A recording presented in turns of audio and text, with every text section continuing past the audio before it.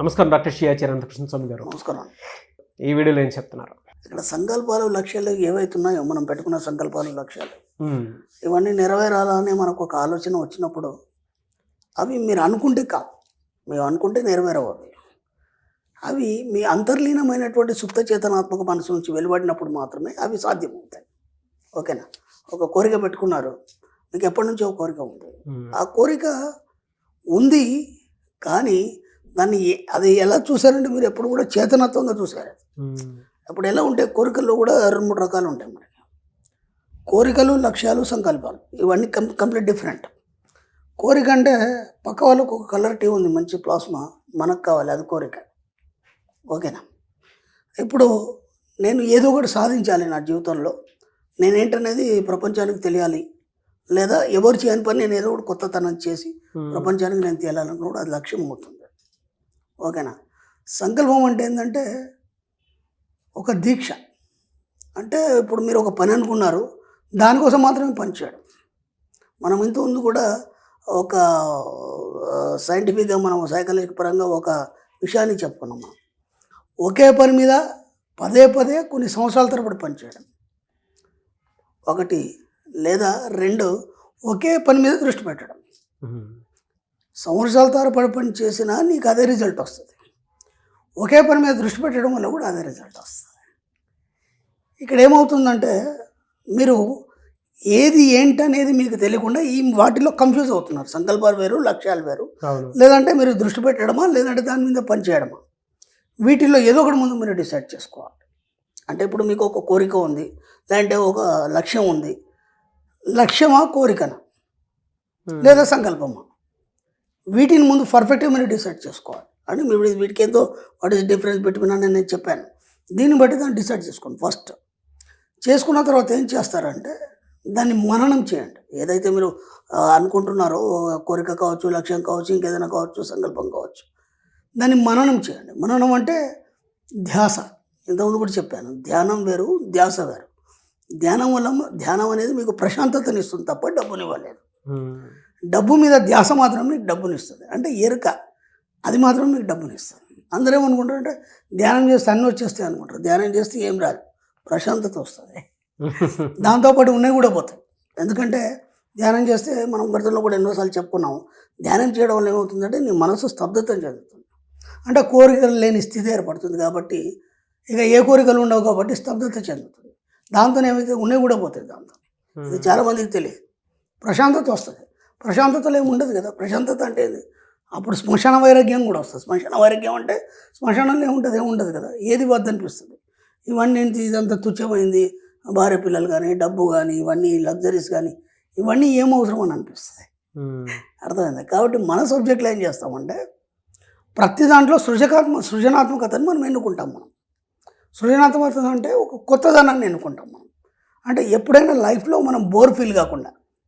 ఇంకో విషయం కూడా ఏముంటుందంటే, ఇప్పుడు థామస్ ఆల్వా ఎడిసన్ ఉన్నాడు, బల్బు కనుక్కోవడానికి చాలాసార్లు ప్రయత్నం చేశాడు. ఆయన దాదాపు 1000 సార్లు 2000 సార్లు ప్రయత్నం చేశాడు. ఒకసారి పిగ్మెంట్ అనేది మార్చిండు, లేదంటే ఒకటి వెండిది పెట్టిండు, ఒకసారి బంగారంది పెట్టిండు, ఒకసారి రాగిది పెట్టిండు, ఏదో చేశాడు. మొత్తానికి లాస్ట్ మూమెంట్లో అది కనుగొనబడింది, అది ఇన్వెంట్ చేయబడింది. అది ఈ యొక్క ఇన్వెంట్లో భాగంగా దాదాపు ఒక 1008 సార్లు ప్రయత్నం చేయడంలో భాగంగా కూడా అతనికి ఏమైపోతుంది అంటే అది బోర్ అయిపోతుంది. చాలామంది కూడా మనం ఇప్పుడు ఒక యూత్ని తీసుకున్నా సరే, గొప్ప గొప్ప వాళ్ళని తీసుకున్నా సరే, నేను కొందరిని చూస్తున్నాను, మహామేధావి, ప్రపంచంలో గొప్ప ఎంత మేధస్సు ఉండని అంత మేధస్సు ఉంటుంది. వాళ్ళు ఏం చేయకుండా సైలెంట్ అయిపోయిన వాళ్ళు ఉన్నారు. ఎందుకు అంటే వాళ్ళు పెట్టుకున్న లక్ష్యాలు కానీ, సంకల్పాలు కానీ ఏవైతే ఉన్నాయో వాటిలో టైం ఎక్కువ తీసుకోవడం వల్ల వాళ్ళు బోర్ అయిపోయినారు. అంటే కేవలం వాళ్ళకి కావాల్సిన దాని మీద దృష్టి పెట్టారు కానీ దానికి సృజనాత్మకతను జోడించలేదు. ఓకే, అర్థమవుతుందా? సృజనాత్మకత అంటే కొత్తదనాన్ని జోడించలేదు. ఇది ఇలాగే చేయాలి, ఇలాగే దీన్ని సాధించాలి. అది సాధ్యం కావచ్చు, కాకపోవచ్చు. కానప్పుడు ఏమైపోతుందంటే దాని మీద బోర్ అయిపోయి దాన్ని పక్కన పడేసి వీళ్ళకి అన్నీ తెలుసా అని ఒక ఆలోచన ద్వారా సమాజానికి దూరంగా ఉంటూ నేనే మేధావిని అనే ఒక తెలియనటువంటి ఒక అహంకారం లోపల ఉండి దాంతో వాళ్ళు ఎట్లా అంటే ఒక సన్యాసి కావచ్చు, ఒక యోగి కావచ్చు, ఆ విధంగా మారిపోయి వాళ్ళ లైఫ్ స్టైల్ అనేది వాళ్ళు ఒంటరిగా బతకడం అనేది మనం చాలామంది నేను చూస్తున్నాను. అది కాదు కదా. మన సబ్జెక్టులో అలా ఉండదు. ఎందుకంటే మనం నిరంతరం కోరికలు పెంచుకుంటాం, అవును. నిరంతరం కొత్తగా ఆలోచిస్తాం, నిరంతరం మాకు కావాల్సిన దాని మీదనే దృష్టి పెడతాం, దాంతోపాటు దాంట్లో కొత్తదనాన్ని ఎత్తుక్కుంటాం. కాబట్టి మనకు సబ్జెక్టు బోర్ రాదు. ఎవడో మన సబ్జెక్టులో వేల లక్షల మంది ఉన్నారు.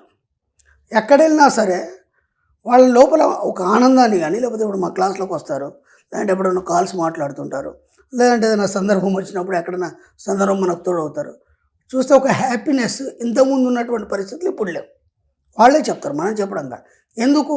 ఇప్పటి వరకు వాళ్ళు బోర్ అయిపోయినారు వాళ్ళ లైఫ్లో. అంటే అదే పరిస్థితి తదేకంగా చూసి ఇక మనం ఏం సాధించలేము, ఇదే జాబు, ఇంతే శాలరీ, ఇలాగే జీవించాలని దానికి ఫిక్స్ అయిపోయినారు కాబట్టి బోర్ అయిపోయినారు దాంతో. ఇప్పుడు మన సబ్జెక్ట్ వచ్చిన తర్వాత ఏమైందంటే సృజనాత్మకంగా ఎలా ఆలోచించాలనే ఆలోచన ద్వారా వాళ్ళ జీవితంలో కొత్తదనాన్ని ఆపాదించుకున్నారు చాలామంది. ఇప్పుడు మీరు చూడండి, ఇంతకుముందు ఉన్న పరిస్థితి ఎవరికి లేదు. వాళ్ళు ఎంత ఖర్చు పెడుతున్నారంటే బ్రహ్మాండంగా ఖర్చు పెడుతున్నారు. ఇప్పుడు చాలామంది యూత్ కూడా చూడండి, లేకపోతే ఫ్యామిలీస్ చూడండి, అన్ని రెస్టారెంట్లు ఫుల్ ఉన్నాయండి. మీరు ఏ టైంలో వెళ్ళండి, మార్నింగ్ వెళ్ళండి, మధ్యాహ్నం వెళ్ళండి, రాత్రి వెళ్ళండి, అన్ని రెస్టారెంట్లు ఫుల్ ఉన్నాయి. అవును. ఎందుకు? ఆ లగ్జరీస్కి అనేది అలవాటు పడ్డారు. ఎస్. మన వీడియోల ద్వారా కావచ్చు, లేదంటే సమాజపరంగా కావచ్చు, మనతోనైనంత మనం చెప్పాం. అందుకని ఏంటంటే ముందు నీకేం కావాలనే దాంట్లో ఈ మూడింట్లో ఏదైనా ముందు డిసైడ్ చేసుకొని దాని మీద సృజనాత్మకతను పెంచి దాని వైపు మాత్రం మీరు దృష్టి పెట్టడం మీరు అనుకునేది సాధిస్తారు. సంకల్పాలు కావచ్చు, కోరికలు కావచ్చు, ఇంకేమైనా కావచ్చు. కాబట్టి ఎప్పుడైనా గుర్తుంచుకోండి, ఒక కోరికను పెట్టుకొని దాని వైపు మాత్రమే ఆలోచిస్తూ దాన్ని ఎంత వీలైతే కొత్తదనాన్ని ఆపాదిస్తూ దానివైపు మీరు పరుగులు తీయాలి. అప్పుడు కదా అది మీకు సాధ్యమవుతుంది. అప్పటి వరకు మీకు సాధ్యం కాదు. లేకపోతే ఏమైపోతుంది? బోర్ అయిపోయి వెనక్కి వెళ్ళిపోతారు మీరు. చాలామంది విషయాల్లో జరిగేది అదే. కాబట్టి ఇప్పుడు ఒక పని చేయండి మీరు. ఇప్పటివరకు అన్నీ వేరు. ఇప్పుడు మనకు నిన్న ఉగాది పోయింది, మనకి యుగాది ఆరంభం మనకి. ఇప్పుడు ఎట్లాగో మనం జనవరి 1 మనం కొన్ని టార్గెట్స్ పెట్టుకున్నాం కదా, అవి పక్కన పెట్టేసాను. ఎందుకంటే అనుకున్నాం, కాలేదు, అయింది, పోయింది. ఇప్పుడు కనీసం ఇప్పుడన్నా ఒక యుగాది, ఒక కొత్త ప్రారంభం మనం చేసే ముందన్నా ఇప్పుడన్నా ఒక టార్గెట్ పెట్టుకోండి. నేను డబ్బు పెట్టుకుంటారా, సంపద పెట్టుకుంటారా, ఐశ్వర్యం పెట్టుకుంటారా నేను అడగాను. ఎందుకంటే అవన్నీ అలవాటు అయిపోయినాయి మనకి. ఇప్పుడు మనం కొన్ని టెక్నిక్స్ చెప్పడం వల్ల నాకు నిజంగా కూడా ఈ సబ్జెక్ట్కి నేను చాలా థ్యాంక్స్ చెప్తాను. ఎందుకంటే సబ్జెక్ట్ నాది కాదు, ఋషుల ఎంగిలని ఎన్నోసార్లు చెప్పాను.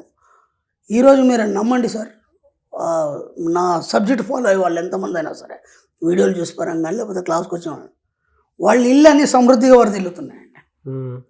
నేను హార్ట్ఫుల్గా చెప్తున్నాను, సమృద్ధిగా వరదిల్లుతున్నాయి. అంతకుముందు ప్రతిదీ లోటు. ఇప్పుడు మనిషికి ఏం కావాలంటే ఆకలైంది, అన్నం పెట్టేసాము, దాని గురించి మాట్లాడాడు. ఓకే, డబ్బు కావాలి, డబ్బు వచ్చేసింది, దాని గురించి మాట్లాడాడు. అంటే నీ అవసరాలన్నీ సమృద్ధిగా తీరినప్పుడు అప్పుడు ఏం చేస్తాడంటే ఒక కొత్త కోణంలో ఆలోచించడానికి, ఇందాక మనం చెప్పుకున్నటువంటి సృజనాత్మకత గురించి ఆలోచించడానికి దారి తీస్తుంది. ఇప్పుడు ఈ పరిస్థితిలో ఇరుక్కుపోయినాడు, వాటి గురించి ఆలోచించమంటే ఎలా ఆలోచిస్తాడు? కాబట్టి మనం ఏం చేయగలిగినాం ఇప్పటిదాకా అంటే, నిజంగా కూడా చెప్తున్నా, సబ్జెక్ట్ చాలా గ్రేట్. ఇన్ని వీడియోలతో కానీ, లేదంటే ఇన్ని సంవత్సరాల్లో కానీ ఒకటి మనం చేయగలిగినటువంటి అందరి ఇళ్లలో సమృద్ధిని తీసుకొచ్చాం మనం. ట్రూ అండి.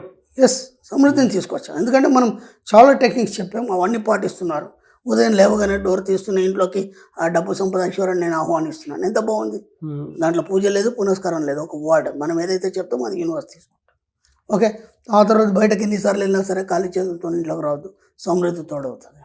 వాళ్ళు అందరు హ్యాపీగా ఉన్నారు, అందరి ఇళ్లలో సమృద్ధి తోడైంది, అందరు సమృద్ధిగా ఉన్నారు. ఇప్పుడు డబ్బు గురించి ఆలోచిస్తున్నారు. అంటే సమృద్ధి వచ్చిన తర్వాత ఇప్పుడు వాళ్ళ కోరికలు ఏంటి, డబ్బు ఎలా వస్తుంది, డబ్బును సంపాదించి ఏమేమి చేయాలి, ఇప్పటివరకు మిగిలిపోయిన కోరికలు ఎలా తీర్చుకోవాలి. కాబట్టి ఇప్పుడు ఏం చేస్తారంటే, నేను స్టార్టింగ్లో ఏదైతే చెప్పానో, సంకల్పమా, కోరికనా, లక్ష్యమా, ముందు పర్ఫెక్ట్గా డిసైడ్ చేసుకోండి. దానివైపు మాత్రమే సృజనాత్మకతను ఆలోచిస్తూ ముందుకెళ్ళినప్పుడు మాత్రం మీ యొక్క సబ్కాన్షియస్ మైండ్ ప్రయత్నిస్తుంది. ఏదో అనుకున్నారా, ఒక కోరిక అనుకున్నారా, వాళ్ళకుంది మనకుందంటే మాత్రం రాదు అది. ఎందుకంటే వాళ్ళకున్నది నువ్వు కలిగి ఉన్నట్టు నువ్వు ఫీల్ కావాలి. ఓకేనా? కాబట్టి ఇప్పుడు మీ జీవితంలో ఏం కావాలనేది మీరు డిసైడ్ చేసుకొని ప్రతి దగ్గర మీరు ఫీల్ అవ్వండి. ఫీల్ అయినప్పుడు మాత్రమే మీ సొంత చేతనాత్మక మనసు భౌతిక రూపంలో అందిస్తుంది. నా ఎక్స్పీరియన్స్ కూడా నేను మీకు షేర్ చేస్తాను. ఉగాది అన్నారని చెప్పేసి, అంటే సబ్జెక్ట్లో మనకు ఉంది కాబట్టి, పైగా మీరు నేను కనెక్ట్ అవ్వడానికి సబ్జెక్ట్ కూడా మెయిన్ కారణం కాబట్టి, నేను ఉగాది అని నాకు కావాల్సింది ఒక 5 రాసుకున్నాను గురించి.